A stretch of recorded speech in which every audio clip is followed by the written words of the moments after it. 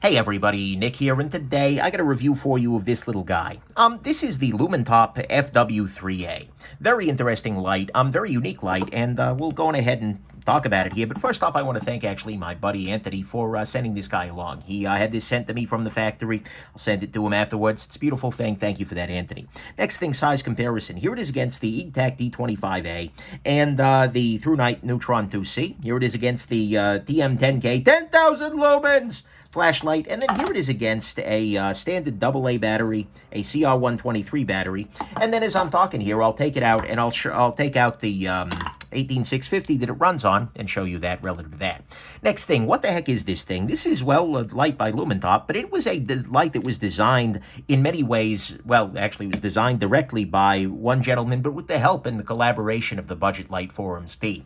This is a forum dedicated to budget lights, in case that part was opaque to you for some reason.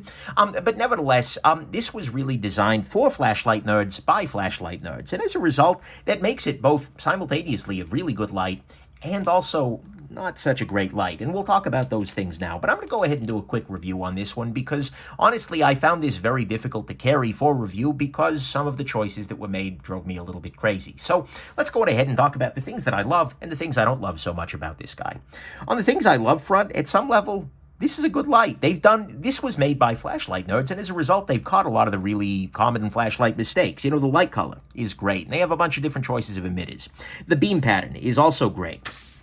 If I flip this over here, you can see it is very, well, maybe you can see it's very evenly distributed. Things are very easy. I like the light pattern of this very much. The interface, we'll talk about the interface, but the actual clicking part, that works well. It's a nice little clicker. The clip works well. The size of it is pretty good. In fact, the size is great. I mean, it's an 18650 light, but it's coming in not that much bigger than a standard AA light. So that's excellent. And compared to some of the competition's 18650 lights, like this guy, yeah, that's a definite improvement. And, you know, so there's a whole bunch of stuff that's really, really nice here. They have done a lot to make this a very interesting light, especially for somebody who is really deep into the minutia of flashlights. And then the most important thing is the price is relatively inexpensive. This guy, I'm seeing them for sale like right now. The first link I clicked was about 45 bucks. I've seen them as low as 30. I've seen them as high as like 50, 55. It's not an expensive light. And so all of those things to me are the good. It's got a lot of the things right. It's got a good beam pattern, good light, good size. Run times are pretty reasonable. Clip is good. And most importantly of all, it's not super pricey. And that's a great thing. So why do I not like this light? Why did this light bother me in my reviewing? Well, the answer to that is very simple. I'm going to, right now, do my best to turn on this light and put it into the highest mode. So what I've done there is I've clicked the button once, and then according to the UI chart, this is the UI chart. This is how I figure out exactly how I need to do all these things. What I should be able to do now is to move up and down this. I should be able to hold, and it'll go up. Okay, good. Now, if I I need to click again in order for it to come back down. And now it's come back down. That part works okay. And then to turn it off, I should be able to do a single click. No. One fast click should do that for me.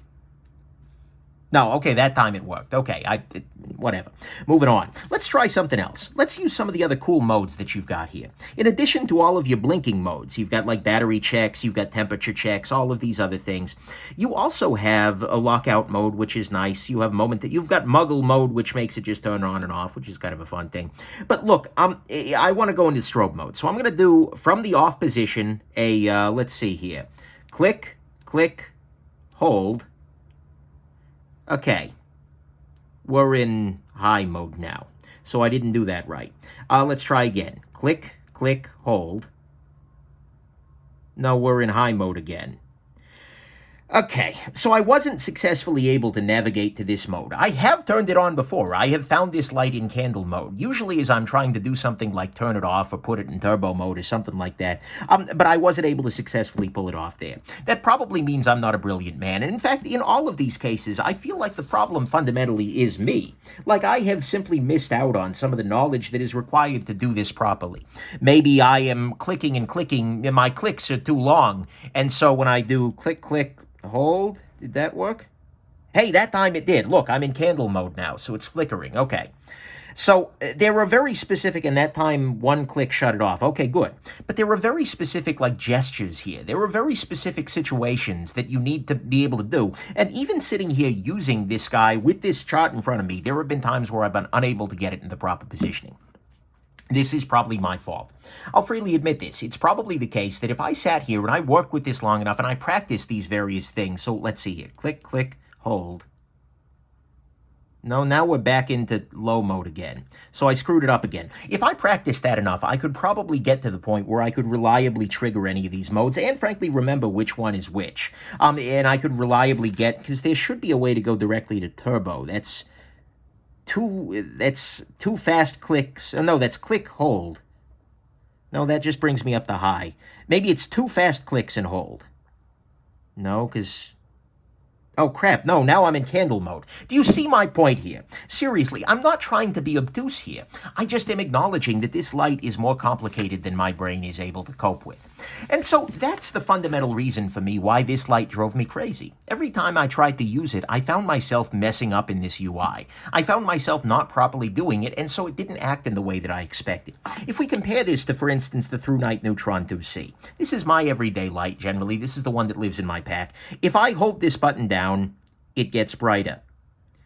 And then at the top, it flashes to tell me it's at the top, and then it gets dimmer again. And then at the bottom, it'll flash, and then it'll get brighter. And then, you know what happens if I click the button? Damn thing turns off. That's really it. And then if I want to double-click, I go immediately to turbo. That's the level of complexity that I think is going to be, that's frankly a little bit above and beyond a lot of folks. This guy is just so far beyond. And so as a result, this light absolutely drove me nuts.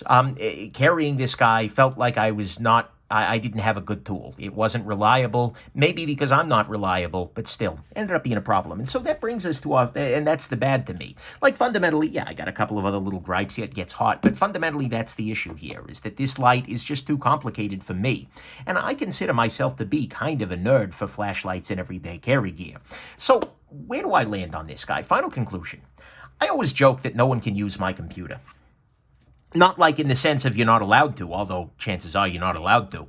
But if I set my wife down in front of my computer, she gets lost very quickly. And that's not because, I mean, it's a Mac, right? But I've done so many damn things to the setup there that it's weird. I use a tiling window manager to snap my windows into certain points on the screen and move them around using keyboard shortcuts. Caps lock isn't caps lock. Caps lock is a hyper key that allows me to press, for instance, caps lock, and G pulls up Google Chrome, etc. I have all of these various things. I use a roller mouse, which is a weird mouse that allows you to mouse by going back and forth on a bar and rolling. My keyboard is split in half. I have a very weird computing setup, and as a result, somebody even who knows how to use a Mac might not know how to use my computer. That is absolutely perfect for me because I use it every day, and those things give me efficiency gains. They allow me to do things with my computer that I feel really constrained when I'm on somebody else's stock computer to do. But that doesn't make it a good computer, that just makes it a weird one. And I feel like this is actually basically the same idea here. This is my computer in flashlight form. This is something that has been so deeply customized. This whole user interface here has been so customized by somebody who is very, very ingrained in the flashlight culture, and is completely and totally open and willing to do all this, to learn all this, that they've, I think, lost track of what is useful to an actual everyday user. Certainly, this light could be useful as a user, and if you get your mind to the point where you have all of these UI commands in your head, this could be an amazing tool for you. I have no doubt about that. And so I'm not saying this is a bad light at all. What I'm saying, though, is that this is a specialized light, and that for many people, this will be a bad light. Just like for me, this was not a good choice. So we have this weird conclusion here, which is basically that I think this is a very good light, but I think it's a very bad choice for most people. And if you're looking at that UI and going, oh, that's cool, I want to learn that, then great. Go to town. Install Arch Linux on your computer, which, yeah, I do love Linux. That's not a dig. But install Arch and buy this light. And you'll love it. It's a complicated distribution to install. Anyways, I digress. You know, it's a great light. You'll probably love it. However, you need to know that you're getting into that. So if you're just looking for a good old-fashioned everyday carry flashlight, there are lots of great choices, and I've talked about a bunch of them before. ETAC D25A, just an amazing choice for a lot of folks. Very easy interface to deal with. The Through-Night Neutron, I was just showing this guy off. Even the JetBeam RRT01. This is an amazing light that has a continuous on and off thing, and you turn it on by twisting, you turn it off by twisting, and that's the only damn interface on it. This is an amazing choice for you. This guy is doing something fundamentally different, and I think for most people that's not going to be it. So this is an amazing light, and it's one that I'm very glad I got to handle, but it's also one that I absolutely do not want to carry, and it's one that I think for most people isn't going to be a great choice. So there you go. Hope this has been interesting to you, and that you have yourselves just an absolutely wonderful rest of the day. Bye now.